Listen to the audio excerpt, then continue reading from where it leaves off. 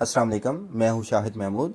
आज हम इस लेक्चर के अंदर बात करेंगे करंट अफेयर्स के हवाले से कौमी सतह पर और बैन अल-अक़वामी सतह पर जून 2025 के अंदर जो टेक्स प्लेस हुए हैं। ये हमारा पार्ट 2 है। पार्ट 1 इससे पहले आप लोगों के साथ शेयर किया जा चुका है। आइए हम इस लेक्चर का बाकायदा आगाज़ करते हैं। तो सबसे पहले रीसेंट डेवलपमेंट जो हमारे सामने आई है उसमें एक पाकिस्तानी लॉयर हैं जिनका नाम है ईमान ज़ैनब मज़ारी हाज़र। ये एक बलोच एक्टिविस्ट है और इनको अवार्ड दिया गया है यंग इंस्पिरेशन अवार्ड 2025 का। इनकी खिदमात को सामने रखते हुए जो इन्होंने जस्टिस कायम करने के लिए और पाकिस्तान के अंदर एक्सप्रेशन को फ्री एक्सप्रेशन के लिए इनकी खिदमात जो है उनको सामने रखते हुए इन्हें अवार्ड दिया गया है। इसके बाद अगर हम बात करें तो यूक्रेन जो है वो रशिया के अगेंस्ट ऑपरेशन स्पाइडर वेब का आगाज़ करता है और 1 जून 2025 को ये ऑपरेशन लॉन्च किया जाता है, जिसके अंदर यूक्रेन जो है वो deep inside of Russia drone attack करता है और उनके जो जंगी तैयारे होते हैं उनको हैवीली डैमेज काज करता है। इसके बाद अगर हम देखें तो रशिया और यूक्रेन के जो वार है ये फेब 2022 में इसका आगाज़ होता है और अभी तक ना ही मॉस्को ने और ना ही कीव ने ये डिस्क्लोज किया है कि उनके मिलिट्री लॉसेस किस हद तक हो चुके हैं।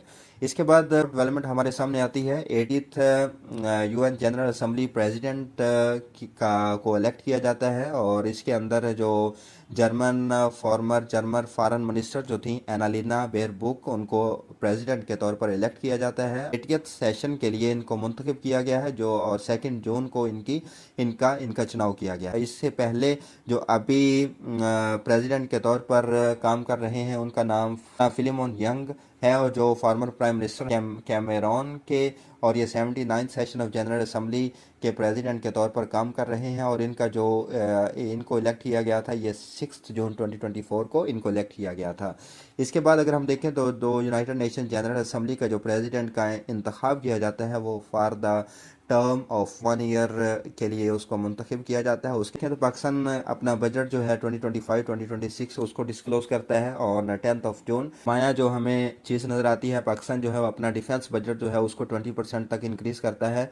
जो रिसेंटली इंडिया के साथ पाकिस्तान की जो टेंशन्स क्रिएट हुई थी उनको सामने रखते हुए और अगर हम देखें तो ये 1.97% बनता है of the total GDP of Pakistan and 14.51% बनता है of the total federal budget. और इस बजट को फाइनेंस मिनिस्टर मोहम्मद औरंगजेब ने प्रेजेंट किया है नेशनल असम्बली के अंदर ऑन 10 जून 2025 को। अगर हम पाकिस्तानी बजट का ब्रेकडाउन देखें तो इसके अंदर एक बड़ा खासा पोर्शन जो है वो डेबिट सर्विसिंग के अंदर इसको रखा गया है जिसका 46.9% जो है ऑफ द टोटल बजट बनता है। इसके बाद अगर हम देखें तो 13.7% जो है ये provincial ADP annual development programs जो हैं उनके लिए रखा गया है। इसके बाद 12.4% जो है वो सिविल गवर्नमेंट को चलाने के लिए मुख्तस किया गया है और 7.2% जो है डिफेंस का बजट रखा गया है।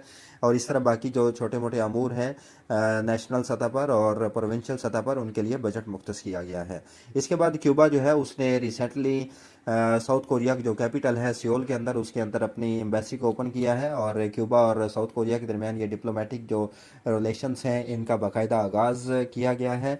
इससे पहले अगर हम बात करें तो हवाना जो ये क्यूबा का कैपिटल है इसके अंदर साउथ कोरिया जो है अपनी एम्बेसी लॉन्च कर चुका है। तो सर सादिक जो है ये इनको एक अवार्ड दिया गया है नाइटहुड का और ये लंदन मेयर के तौर पर काम कर रहे हैं और इनको जो अवार्ड दिया गया है ये किंग चार्ल्स ने इनको ये तखवीज़ किया है और बकिंगम पैलेस के अंदर इनको ये अवार्ड दिया गया है। सर सादिक जो हैं ये तीसरी दफ़ा इलेक्ट हुए हैं मेयर ऑफ लंदन के तौर पर इन मई 2024 और ये पहले मेयर बन गए हैं लंदन के जिनको ये अवार्ड दिया गया है। और सर सादिक जो हैं ये पाकिस्तानी नजाद बरतानवी हैं और ये 2016 से लंदन मेयर के तौर पर काम कर रहे हैं। अब हमारा ऑनलाइन सेशन ज्वाइन करना चाहते हैं तो हमारे पास एक हाईली एक्सपर्ट टीम मौजूद है और मिनिमम फ़ीस के अंदर आपको ऑनलाइन सेशन भी कंडक्ट करवाया जाएगा जिसके अंदर आपके वन पेपर के जितने भी आपके सब्जेक्ट्स बनेंगे उनको in detail exam point of view को सामने रखते हुए इन डिटेल टच किया जाएगा और इस बात को यकीनी बनाया जाएगा कि आपकी वन पेपर के अंदर आपकी जो सक्सेस है वो 100% कन्फर्म हो। तो आप अगर हमारा सेशन ज्वाइन करना चाहते हैं तो ये नीचे दिए गए लिंक के ऊपर भी आप रब्ता कर सकते हैं। इसके बाद अगर हम नेक्स्ट बात करें तो ग्लोबल जेंडर गैप इंडेक्स 2025 जो है उसकी रिपोर्ट आती है और पाकिस्तान जो है 148 कंट्रीज़ में सबसे टॉप बॉटम के ऊपर पाकिस्तान का नंबर मौजूद है। और ये 2006 के बाद सबसे जो लोएस्ट पाकिस्तान की जो रैंकिंग है ये सामने आई है, जिसके अंदर पाकिस्तान का जो स्कोर है वो 56.7% इसके अंदर मेंशन किया गया है।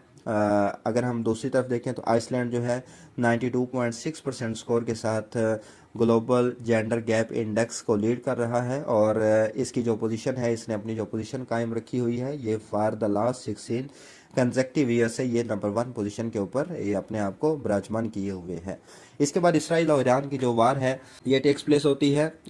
ईरान के ऊपर जो है इसराइल जो है वो अटैक करता है, और इस ऑपरेशन को जो इसराइल नाम देता है ऑपरेशन राइजिंग लाइन के नाम से ईरानियन न्यूक्लियर साइट्स के ऊपर अटैक किया जाता है। और इसके रद्दअमल के तौर पर ईरानियन रेवोल्यूशनरी गार्ड कॉर्प्स जो हैं वो ट्रू प्रॉमिस 3 ऑपरेशन लॉन्च करती हैं, जिसका अगर पर्शियन वर्ड्स के अंदर अगर इसकी हम ट्रांसलेशन को देखें तो इसका मतलब बनता है सादिक वादा थ्योरी। इस ऑपरेशन में इसराइल के अंदर डजन्स ऑफ साइट्स को टारगेट किया जाता है, और ये ऑपरेशन जो है दोनों तरफ से अभी जारी और सारी है।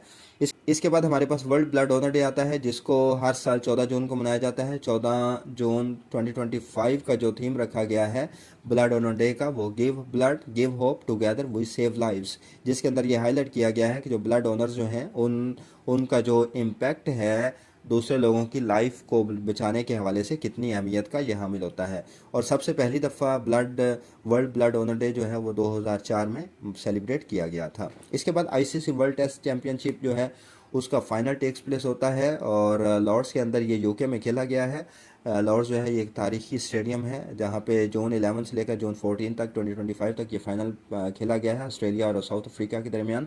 और इसमें साउथ अफ्रीका जो है वो ऑस्ट्रेलिया को डिफीट करता है बाय 5 विकेट्स, और ये मैडन चैम्पियनशिप को अपने नाम करने में कामयाब हो जाता है। और ये साउथ अफ्रीका की सेकंड ट्रॉफी है आफ्टर 1998। 27 ईयर्स के बाद आईसीसी टाइटल को अपने नाम किया है। 51st G7 summer takes place होता है, और इसकी जो डेट्स फिक्स की गई थी वो 16 to 17 जून 2025 को ये ऑर्गेनाइज किया गया है इनका नास्किस अल्बर्टा कनाडा के अंदर इसको ऑर्गेनाइज किया गया है। और इसकी अगर हम देखें तो इसका कोई परमानेंट सेक्रेटेरिएट नहीं है, ना ही इसका कोई ऑफिस है, और इसकी जो प्रेसिडेंसी है वो हर साल रोटेट होती रहती है अमंग द मेंबर स्टेट्स। और ये सबसे पहले फ्रांस ने इसको इस्टेब्लिश किया था और नवंबर 15 1975 को। इनिशली इसके 8 मेंबर थे और रशिया भी इसका मेंबर था, और रशिया की जो मेंबरशिप है उसको सस्पेंड कर दिया गया था इन मार्च 2014 में, जब उसने क्रीमिया को का इलाहाक जो है वो अपने साथ कर लिया था। और रशिया ने इस ऑर्गेनाइजेशन को 1997 में ज्वाइन किया था। तो अभी इसके अंदर 7 कंट्रीज़ हैं जिसके अंदर यूनाइटेड स्टेट्स आता है, कनाडा आता है, यूनाइटेड किंगडम है, फ्रांस है, इटली है, जर्मनी है और जापान आता है इसके अंदर।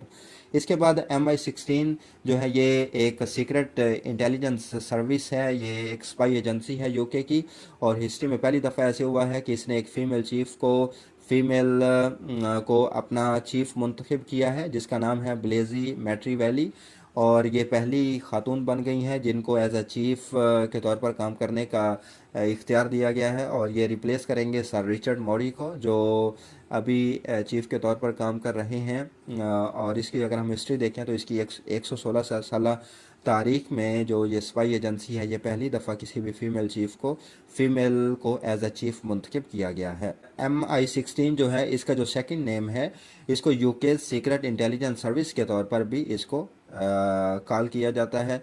इसके बाद पंजाब का बजट हमारे सामने आता है। पंजाब का बजट पेश किया जाता है ऑन 16 जून को, और इसका जो टोटल हुजम बताया गया है 5.3 ट्रिलियन PKR बनता है। और इसको जो पेश किया है पंजाब के फाइनेंस मिनिस्टर मियां मुश्तबा शुजाउर रहमान ने इसको पेश किया है।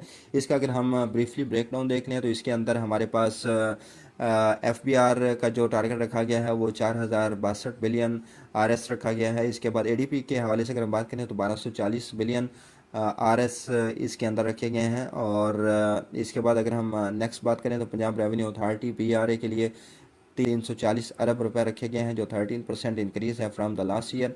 और इस तरह अगर हम बाकी देखें तो ये टोटल जो ब्रेकडाउन है ये हमारे सामने इस तरह मौजूद है।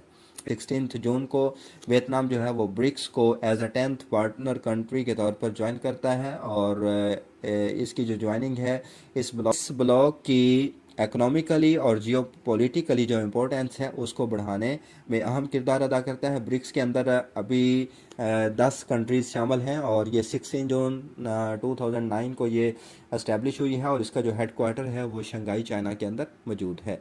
इसके बाद वर्ल्ड डिज़र्टिफिकेशन डे जो है वो 17 जून को मनाया जाता है और इस साल भी 17 जून को वर्ल्ड डिज़र्टिफिकेशन डे जो मनाया गया है और सबसे पहला जो वर्ल्ड डिज़र्टिफिकेशन डे जो मनाया गया था वो 2019 में इसका आगाज़ किया गया था और इस साल का जो थीम रखा गया है वो हमारे पास रखा गया है restore the land and unlock the opportunities. ये डे जो है वो इस बात को प्रमोट करता है डिज़र्टिफिकेशन के हवाले से पब्लिक अवेयरनेस और इंटरनेशनल एफर्ट्स को हाईलाइट करने के तौर पर इस डे को हर साल मनाया जाता है। तो ये हमारा आज का लेक्चर था करंट अफेयर्स के हवाले से जून के अंदर जो टेक्स प्लेस हुए हैं, ये हमारा पार्ट 2 था।